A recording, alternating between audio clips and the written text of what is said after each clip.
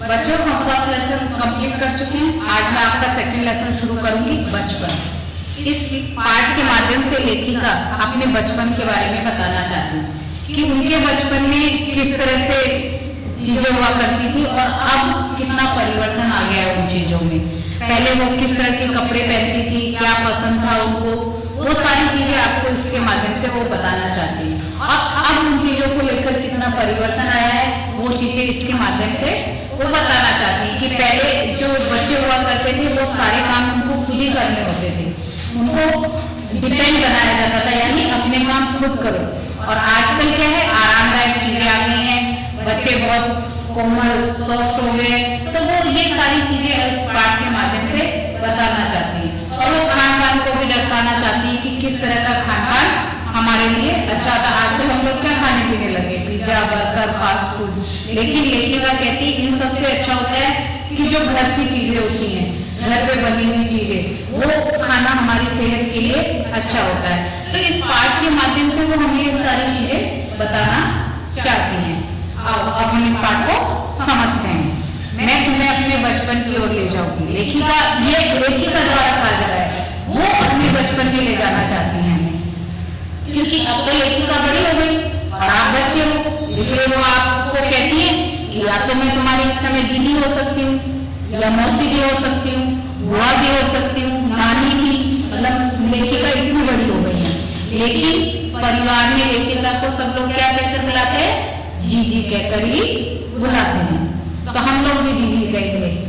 हाँ, मैं इन दोनों कुछ बड़ा यानी उम्र में सयाना महसूस करने लगे, यानी लेखिका आप क्या बड़ी हो गई, उम्र हो गई है उनकी, इसलिए वो अपने आप को सयाना यानी समझदार महसूस करने लगी है। अब बचपन चला गया है, तो बड़े हो गए तो वो एक समझदार हो गई है और इसलिए वो अपने आप को बड़ा और सयाना महसूस करने लगी है। शायद इसलिए कि पिछली शताब्दी में पैदा हुई थी। पिछली शताब्दी यानी शताब्दी का मतलब होता है 100 वर्ष, यानी एक से लेकर 100 तक जो होते हैं उनको कहते हैं एक शताब्दी पूरी हो जाना। और जब 100 के बाद परिवर्तन आता है ना, 100 वर्षों के बाद वो दूसरी शताब्दी हो जाती है। तो यानी हमारी और जो लेखिका, आपकी और लेखिका की जो शताब्दी है ना पैदा होने की, वो भी परिवर्तित है, यानी वो पिछली शताब्दी की है, इसलिए वो हमसे काफी बड़ी भी है और समझदार भी है और सयानी भी है। मेरे पहनने ओढ़ने में भी काफी बदलाव आए हैं, क्योंकि लेखिका भी वक्त के साथ बड़ी हो गई है, परिवर्तन आए हैं, इसलिए उनके भी पहनने ओढ़ने में भी बदलाव आया है। पहले मैं रंग बिरंगे कपड़े पहनती रही हूँ, आज आपको भी कोई अच्छी सी रंग बिरंगी ड्रेस दिखती है ना, तो आप वही लेते और वही पहनना पसंद करते हैं। ऐसे ही लेखिका जब छोटी थी तो वो भी रंग बिरंगे कपड़े पहनती थी, नीला, जामुनी, ग्रे, काला, चॉकलेटी। अब मन कुछ ऐसा करता है कि सफेद पहनो। पहले क्या, रंग बिरंगे यानी चमकदार कपड़े पहनना उनको पसंद था, जैसे नीला कलर, जामुनी कलर, ग्रे कलर, काला, चॉकलेटी, ये कलर उनके पसंद वाले कलर थे, यानी फेवरेट कलर थे। अब मन कुछ ऐसा करता है, लेकिन अब वो क्या बड़ी हो चुकी है और अब उनको सिंपल रहना अच्छा लग रहा है। और जब सिंपल होता है तो सबसे पहला कलर कौन सा होता है, सफेद कलर। तो लेखिका को भी अब कौन सा कलर पसंद आता था पहनने में, सफेद। गहरे नहीं, हल्के रंग, यानी हल्के रंग पहनती थी वो, गहरे नहीं पहनती थी। मैंने पिछले दशकों में तरह तरह की पोशाकें पहनी है। दशकों यानी 10 वर्ष, दशकों यानी 10 वर्ष के समय में, मतलब यानी पिछले 10 वर्षों में जो लेखिका थी उन्होंने बहुत तरह की अलग अलग तरह की पोशाकें पहनी थी। पहले फ्रॉक पहनी उन्होंने, फिर निक्कर वोकर वो बेल्ट वाला नहीं, बच्चों को आज भी पहनाते हैं, वो वाला पहना उन्होंने। फिर स्कर्ट, लहंगे, गरारे और अब चूड़ीदार और घेरदार कुर्ते भी वो उन्होंने पहने। पहले उन्होंने क्या क्या पहना, फ्रॉक, निक्कर वोकर, स्कर्ट, लहंगे, गरारे।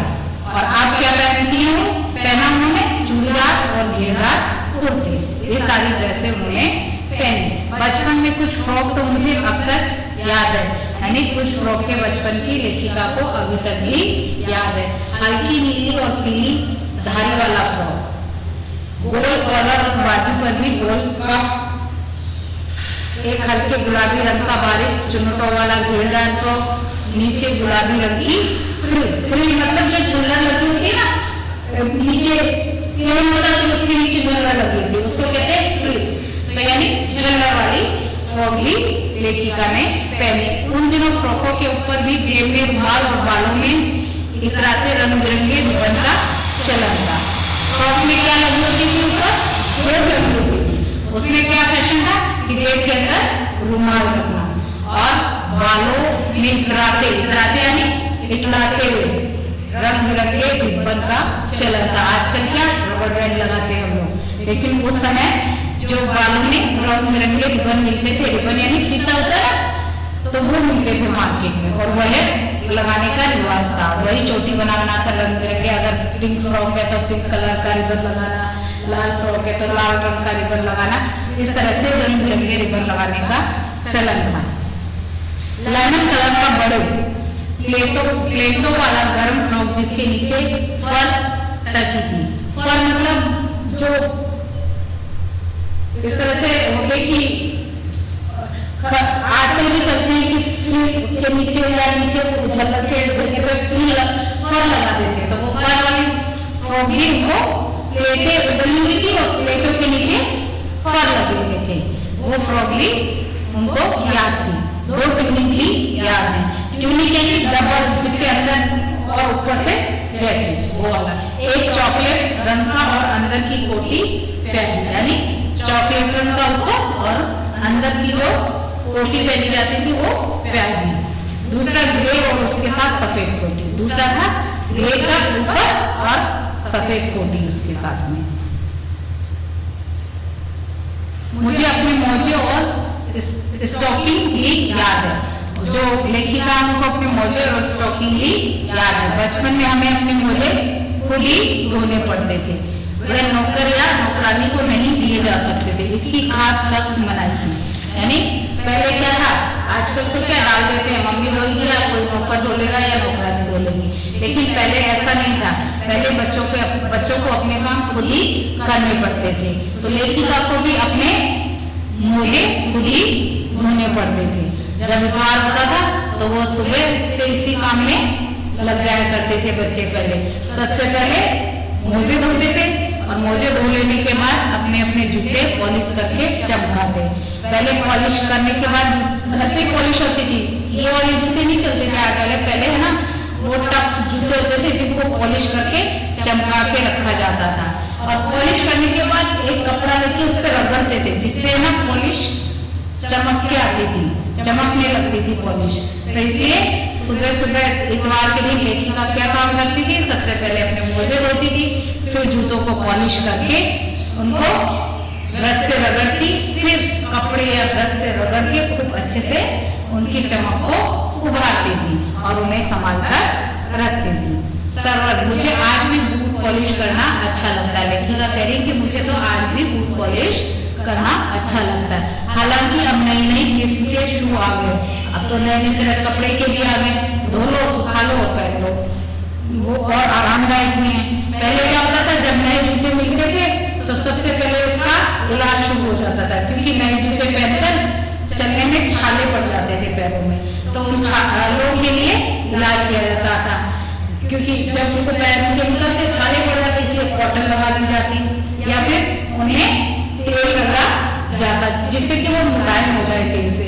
और वो कॉटन लगाने से, रुई लगाने से वो छाले नहीं पड़ते थे। इसलिए पहले के जूते टफ हुआ करते थे, रफ एंड टफ होते थे। तो उनमें क्या, शुरू में जब वो नए होते थे रुई लगाकर पहनते थे। लेकिन लेखिका के बचपन में और आज आपके बचपन में बहुत अंतर आ गया। और शनिचर मतलब शनिवार आते ही लेखिका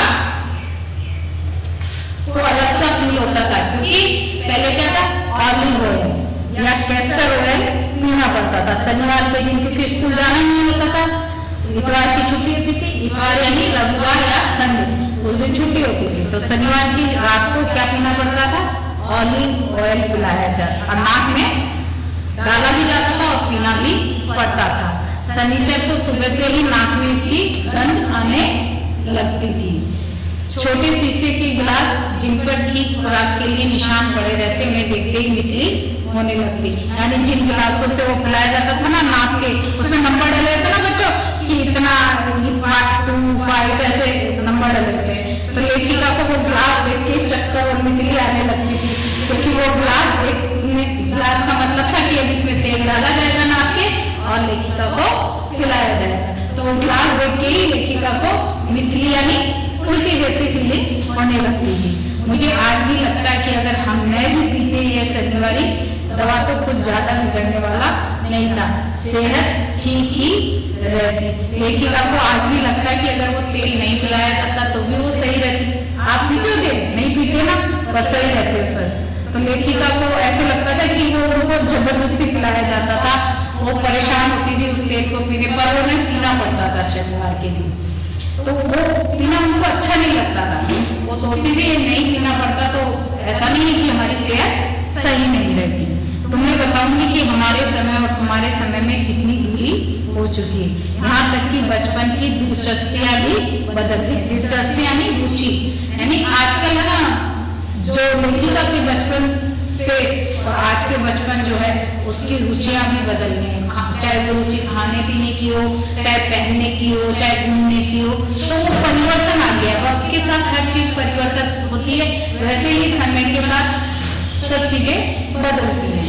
तो देखो पहले क्या था, उन दिनों कुछ घरों में ग्रामोफोन यानी फोन आज की तरह ये मोबाइल फोन नहीं हुआ करते थे लोग, और ना ही सुनने के लिए गाने सुनने के लिए कोई स्पेशल हुआ करता था, ग्रामोफोन होता था।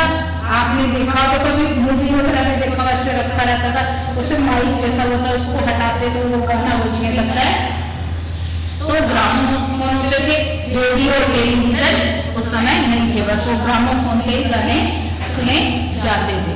हमारे बचपन की कुल्फी आइसक्रीम हो गई, और बचपन में क्या दूध वाली कुल्फी जमा की जाती थी, वो कुल्फी वाले बेचने आते थे, वो खाया करते थे। लेकिन अब वो कुल्फी की जगह किसने ले ली है? आइसक्रीम में। कचौड़ी समोसा किसमें बदलना है? पेटीज में बदलने हैं।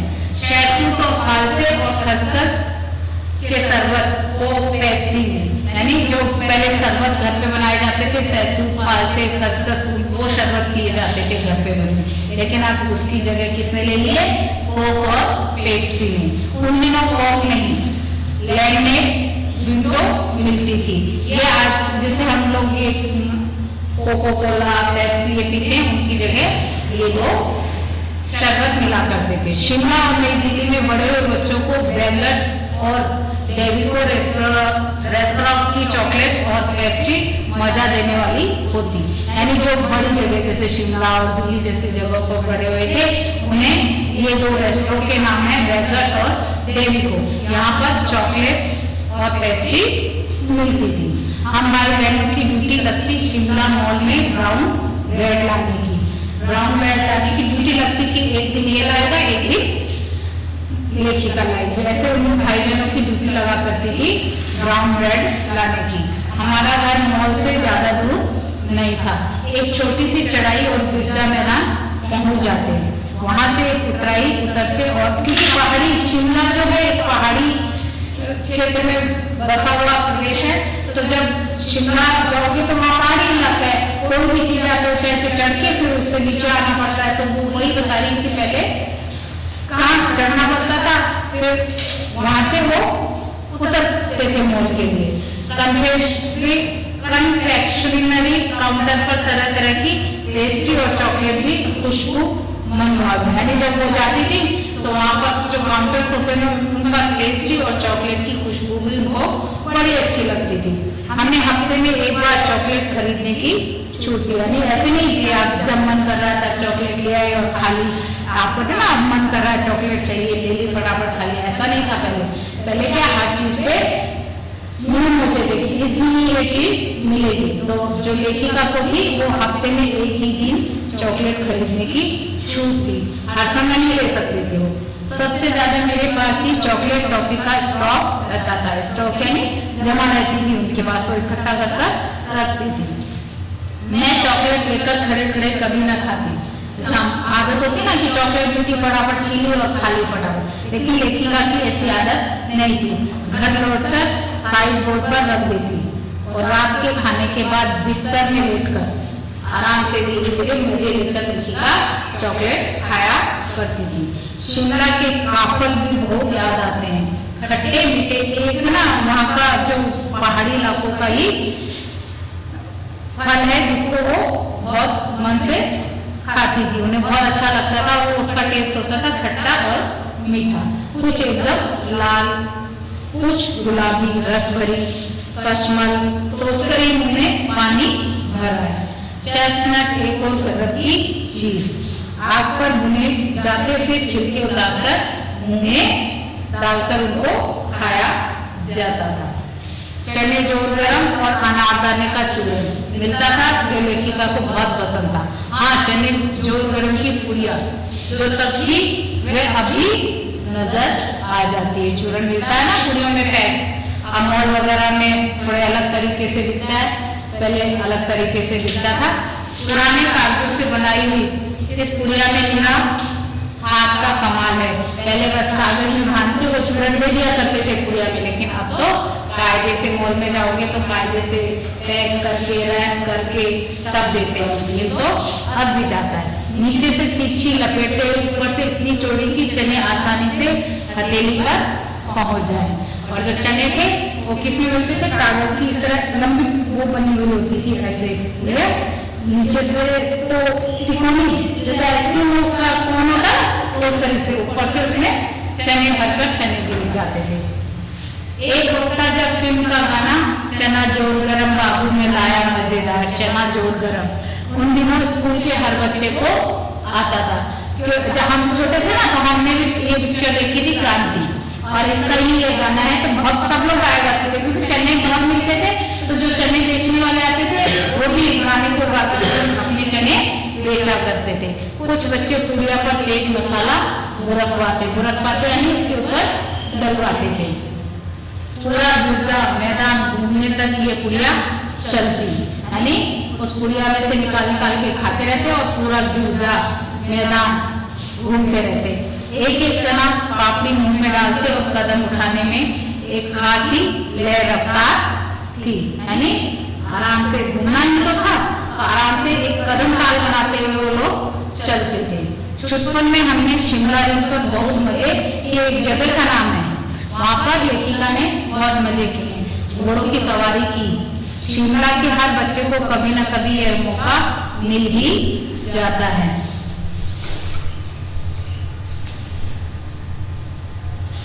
हम जाने क्यों घोड़ों को कुछ कमतर करके समझते हैं, कमतर यानी कम समझते हैं, उन पर हंसते थे। ननिहाल के घोड़े खूब हंस खुश और खूबसूरत, उनकी बात फिर कभी कर होगी। लेखिका को जो अपने ननिहाल के घोड़े थे वो बड़े अच्छे लगते थे क्योंकि वो घोड़े क्या थे और जगहों के घोड़ों से बहुत हंस खुश थे, इसलिए वो जब कहीं और के घोड़े देखती थी तो वो उनको हंसी आ जाती थी। लेकिन जो शिमला के घोड़े थे अपने ननिहाल के घोड़े वो उनको बहुत पसंद थे।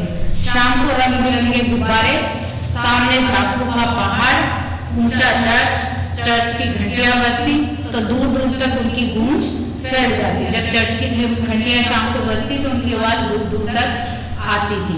लगता है इसके संगीत से प्रभु यीशु स्वयं कुछ कह रहे हैं, ऐसा महसूस होता था कि यीशु कुछ कह रहे हैं। सामने आकाश पर सूर्यास्त हो रहा है, गुलाबी सुनहरी धारियां नीले आसमान पर फैल रही हैं।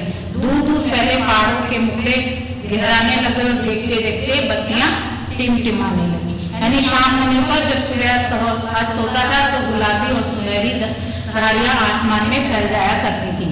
और जो क्योंकि वो पहाड़ी इलाके पे तो चारों तरफ क्या थे? पहाड़ थे, और पहाड़ों के मुहाने पर जो दूर दूर तक बत्तियां टिमटिमाने लगती थी। बीच पर की रौनक और माल की दुकानों की चमक में ये भी क्या कहने। स्कैंडल पॉइंट की भीड़ से उभरता कोलाहल, ये वहाँ की है ना, जो शिमला की है ना, ये मेन जगह। वहाँ क्या होता है जब शाम होती रात के समय तो बहुत अच्छा लगता है। इन जगहों पर भीड़ भाड़ हो जाती है, क्योंकि वहां पर पर्यटक लोग ज्यादा जाते हैं घूमने के लिए। तो दिन में नहीं, शाम के समय जब बिजली टमटमाने लगती है ना, चारों तरफ रौनक हो जाती है और तब दुकानों की चमक देखते ही बनती है और चारों तरफ क्या लोग इकट्ठे हो जाते हैं। और कोलाहल मतलब ये कि लोग, बहुत सारे लोग इकट्ठे हो जाते हैं और उनकी रौनक होने लगती है। सर्वर स्टैंडल पॉइंट के ठीक सामने उन दिनों एक दुकान हुआ करती थी जिसके शोरूम में शिमला कालका ट्रेन का मॉडल बना हुआ था। इसकी पटरियां उस पर खड़ी छोटे छोटे डिब्बों वाली ट्रेन। जब आप कालका से शिमला जाते हैं ना तो टॉय ट्रेन से जाया जाता है बच्चों। वो टॉय ट्रेन होती है छोटी, मतलब आपने इंडिया में क्या पहले वही ट्रेन ज्यादातर जगहों पे चलती थी, लेकिन वो चौड़ी नहीं है, पहाड़ों को ज्यादा लंबा काटा नहीं जा सकता, इसलिए छोटी छोटी नैरो गेज की वो बनी हुई है पटरियां, उन पर वो टॉय ट्रेन ही चलती है। तो उसका मॉडल शिमला के एक शोरूम में रखा हुआ है।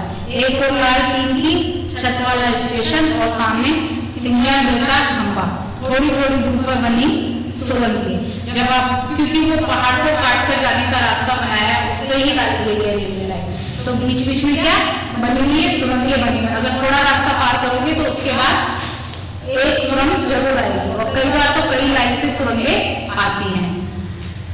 पिछली सदी में तेज रफ्तार वाली गाड़ी वही थी।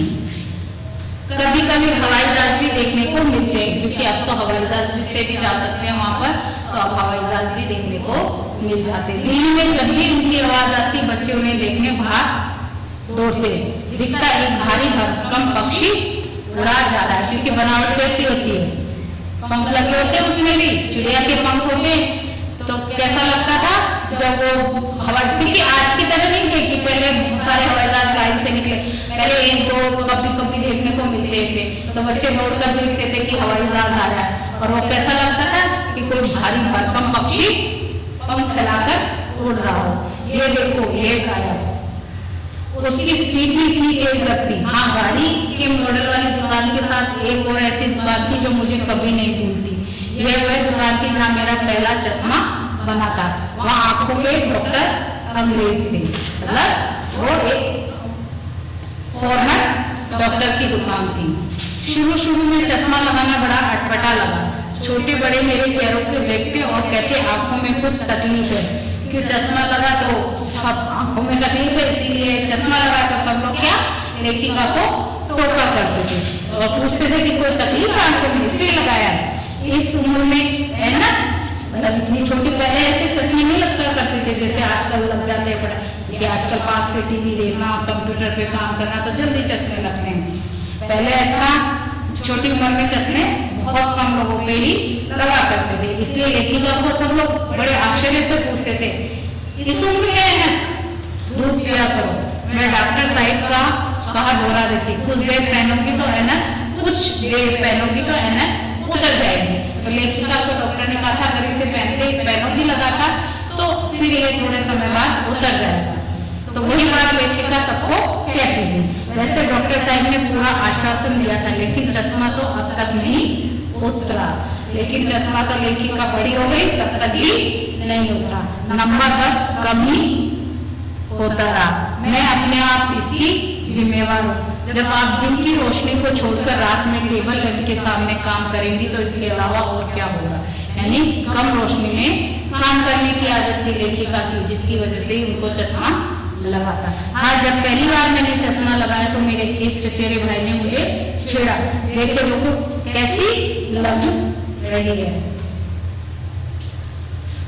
आंख पर चश्मा लगाया ताकि सूझे दूर की, ये नई लड़की को मालूम सूरत बनी लंगूर। यानी जो एक भाई था उन्होंने उनको चिढ़ाया कि देखो चश्मा कैसे दूर का सूझे, मतलब दूर का दिखाई नहीं दे रहा। और इसलिए इस लड़की ने चश्मा लगाया हुआ है और इसकी सूरत ही चश्मा लगाकर कैसी लग रही है, लंगूर जैसी लग रही है। लंगूर तो आप सब देखते होंगे, अपने यहाँ तो बहुत है पालनपुर में। मैं खींची यानी गुस्सा होना, मतलब परेशान हो जाना कि मुझ पर ये क्यों दोहराया जा रहा है। पर शेर बुरा न लगा, पर लेखिका को वो जो उन्होंने शेर बोला था वो अच्छा लगा। जब वह चाय पीकर चले गए तो मैं अपने कमरे में जाकर आईने के सामने खड़ी हो गई। आईना मतलब दर्पण, दर्पण मतलब मिरर। कई बार अपने को देखा, ऐनक उतारी फिर पहनी फिर उतारी, देखती रही। सूरत बनी लंगूर की, नहीं नहीं नहीं, लेखिका उसमें आईने में अपने आप को देखकर चश्मा उतारती, लगाती, देखती, मैं कहीं लंगूर जैसी तो नहीं लग रही हूँ, वो सोचती, फिर कहती नहीं, फिर तो हाँ मतलब अपने आप से वो ऐसे पूछती कि लग रही हूँ कि नहीं लग रही हूँ, तो वो खुद ही कहती नहीं, और खुद ही कहती हाँ। मैंने अपने छोटे भाई का टोपा उठाकर सिर पर रखा, कुछ अजीब लगा, अच्छा भी और मजाकिया भी। यानी पास में सर भाई का टोपा रखा था छोटे का, तो उन्होंने लगा के देखा उस चश्मे के साथ। पहले तो अजीब लगा और कुछ मजाकिया भी लगा, तब की बात थी। अब तो चेहरे के साथ घुल मिल गया चश्मा। जब कभी उतारा हुआ होता है तो चेहरा खाली खाली लगने लगा। शुरू में अजीब लगता था लेखिका को, लेकिन अब तो वो अच्छा लगने लगा था, उनको आदत पड़ गई थी उस चश्मे को लगाने की।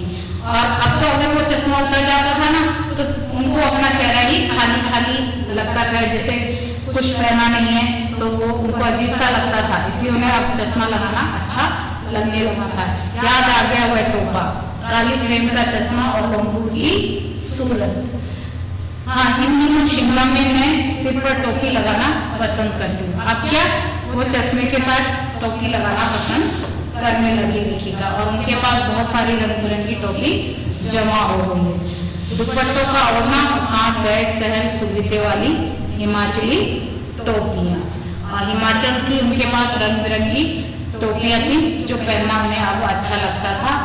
पहले क्या दुपट्टा ओढ़ना पड़ता था सर के ऊपर, अब वो उसकी जगह टोपियाँ लगाना उन्हें अच्छा लगता है। अब जो मैं आपको इसके शब्दार्थ बताती हूँ। शब्दार्थ, सयाना, सयाना यानी बड़ा और समझदार, बड़ा होना, बचपन, ये वैसे क्या बचपन। फिर सयाना यानी लेखिका क्या हो गई थी, सयानी यानी बड़ी हो गई थी, सयाना मतलब बड़ा। शताब्दी, मैंने वहां भी बताया था, शताब्दी यानी 100 वर्ष। जब 100 वर्ष पूरे हो जाते हैं तो उसको कहते हैं एक शताब्दी। तो शताब्दी मतलब सदी, जिसको दूसरा शब्द है इसका सदी, यानी 100 वर्ष का समय। दशक यानी 10 वर्ष, जिसको कहते हैं अवधि, 10 वर्ष की अवधि को कहते हैं दशक। फ्रिल, झालर, मैंने वहां भी समझाई थी कि जो फ्रॉक के नीचे लगाते हैं झलर, वो चूना डाल के, उसको कहते हैं झालर, इसको फ्रिल भी कहते हैं। सत, सत यानी कठोर या कड़ा। किस्म यानी प्रकार, कहते हैं तो कई इसकी कई किस्में हैं, बोलते नहीं आम कई किस्मों का आता है, दशहरी, तोतापरी, तो ऐसे ही उसके अलग अलग प्रकार, यानी किस्म यानी प्रकार। सैर, कहते सैर पे जा रहा हूँ, भ्रमण करने जा रहा हूँ, मैं घूमने जा रहा हूँ, तो सैर के ये भी मतलब होते हैं भ्रमण, घूमना। शनिचर, शनिचर मतलब शनिवार यानी सैटरडे। गंध यानी महक, कोई सी भी हो सकती है महक, वो चाहे अच्छी या बुरी, उसको कहेंगे गंध। लेकिन खुशबू और दुर्गंध वो अलग हो जाते हैं। खुशबू यानी अच्छी ही महक और दुर्गंध यानी बुरी महक, लेकिन जो गंध होता है वो महक होती है, कोई सी भी महक हो सकती है। खुराक, खाने की मात्रा, उसको कहते हैं खुराक। मन भावनी यानी मन को अच्छी लगने वाली, मन को भाने वाली। लीरा, लीरा यानी केवल, थोड़ा सा, उतना ही। लय, लय यानी रफ्तार। हष्ट पुष्ट, मोटे ताजे यानी तंदुरुस्त। कोलाहल यानी शोर। अटपटा यानी अजीब सा, कुछ अलग सा, तो उसको कहते हैं अटपटा। बच्चों ये लेसन आपके कंप्लीट हो गया, इसकी PDF तैयार करके मैं आपको भेज दूंगी, और सारा